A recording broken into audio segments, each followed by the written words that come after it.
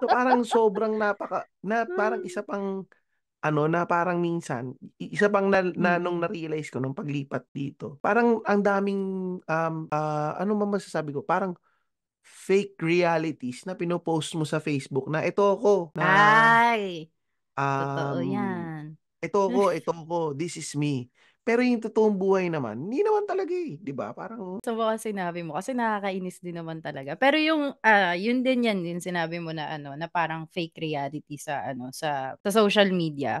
Parang mm, lagi nilang ano 'no, yung isang example na lang siguro yung mga magjojowa. hmm, Yung mga ano, 'di ba, sa social media picture nila, "Uy, nagpunta kami sa ganito, ganyan." Tapos ano, yung may kiss-kiss, ganyan. Ta's 'pag wala na sa social media yung mga barkada ano mo na laging nagbabangayan, laging oo. nag-aaway, yung gano'n. Pero sa social media perfect